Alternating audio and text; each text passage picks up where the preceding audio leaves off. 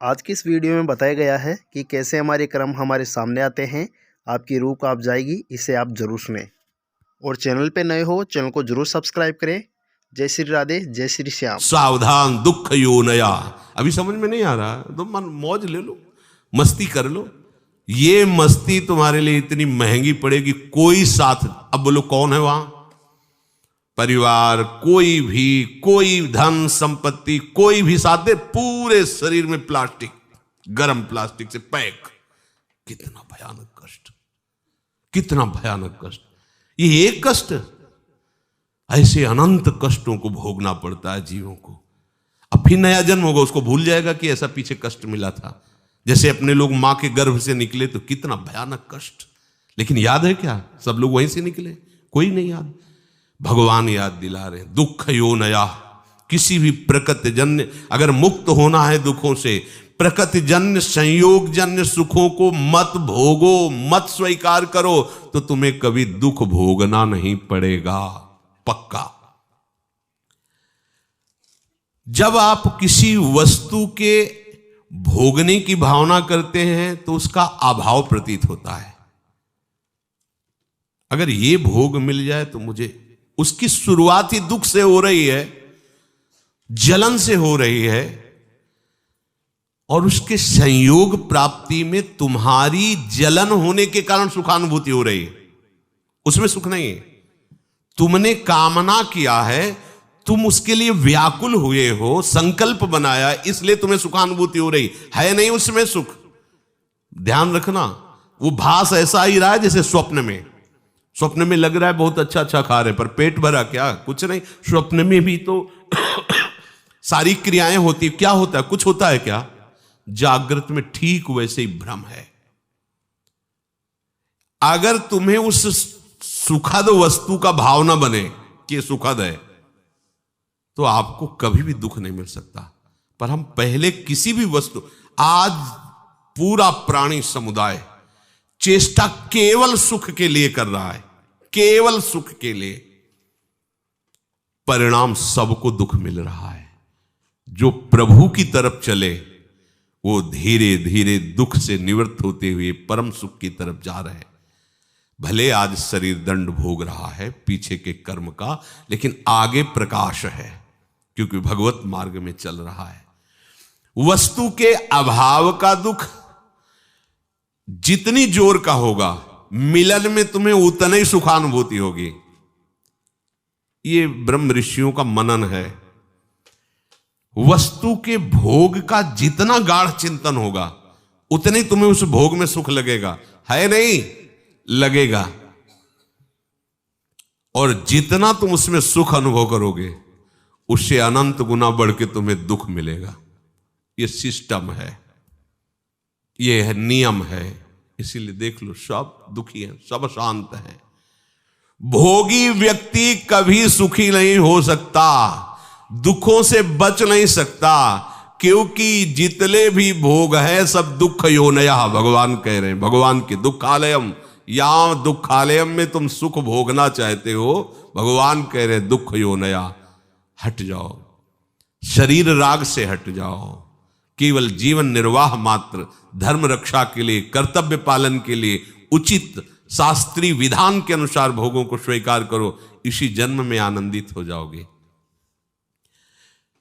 अगर आप केवल भोगों में ही सुख मान करके रत हो, तो परिणाम ताप संस्कार दुखैर गुण वृत्ति विरोधाच दुखमेव सर्वम विवेकिनः।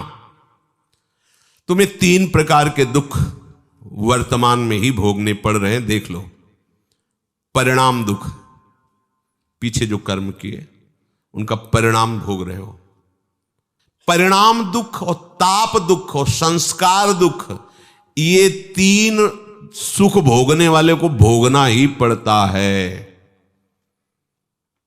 देखो, सुख भोगने वाले के लिए लिखा है, जो संसार में सुख भोगने की वृत्ति लिए हुए, उनको ही अपने आप 3 दुख भोगने पड़ते हैं।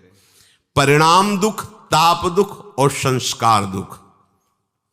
संपूर्ण विषय भोग आरंभ में सुख रूप सबको प्रतीत होते हैं, कोई भी कर्म जब हमारा बनता है तो उसमें हमारा लक्ष्य होता है सुख।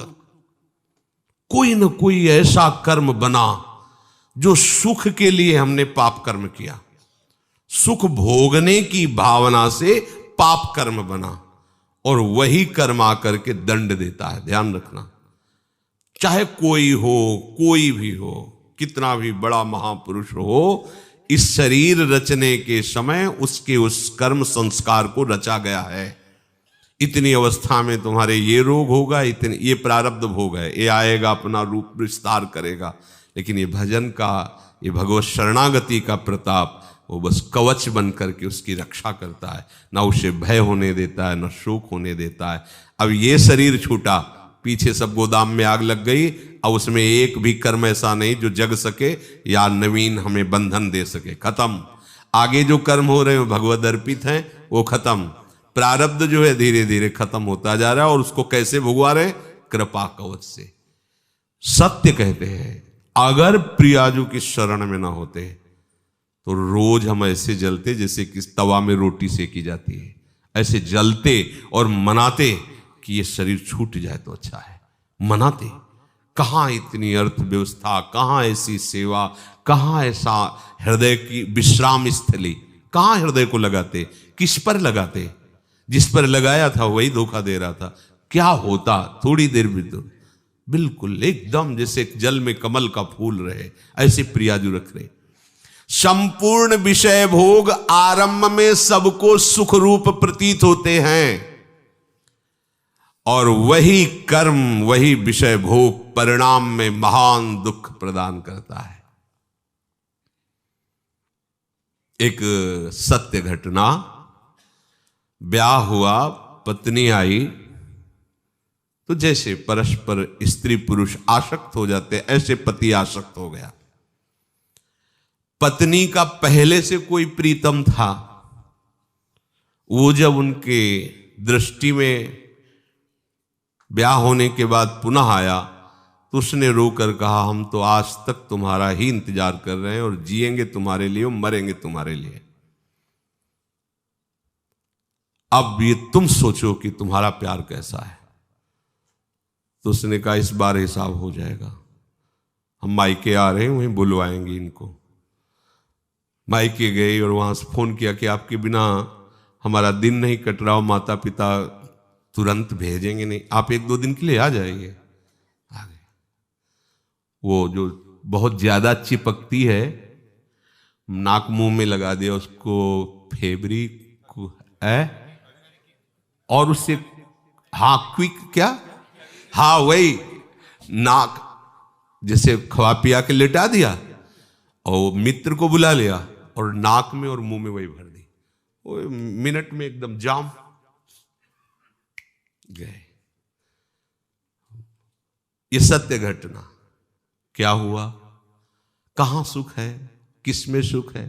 अब वो एक अलग जेल में, एक अलग, एक मरा और दोनों अलग अलग जेल में, तीनों का जीवन नष्ट हो गया। क्या हुआ? सुख भोग की लालसा। देखा? अब अगर हम ऐसे ना समझाए तो लगेगा भगवान कह रहे दुख होने आए, ऐसे दुख होने आए। धर्म से चलोगे, भगवत भजन करोगे, धर्म के निर्वाह के लिए विषय स्वीकार करोगे, तो आप सदैव सुखी रहोगे, इस लोक में भी और परलोक में। धर्म विरुद्ध आचरण करोगे, सुख भोग के लिए भगवान की आज्ञा का उल्लंघन करोगे, तो न यहां सुख पाओगे न वहां सुख पाओगे। लिख लो ये बात, आज भले मुस्कुरा लो, कल मुस्कुराहट में जहर होगा। मान लो बात, ये भगवान की बात है। दुख यो नया। जगह जगह ये सुख की लालसा ऐसा नष्ट कर देती है। दोस्तों, और अधिक प्रवचन सुनने के लिए चैनल को जरूर सब्सक्राइब करें। श्री प्रेमानंद जी महाराज जी की मुखारबिंद से निकली वाणी आपको कैसी लगी कमेंट करके जरूर बताइए, और नीचे राधा राधा जय श्री श्याम जरूर लिखें। धन्यवाद।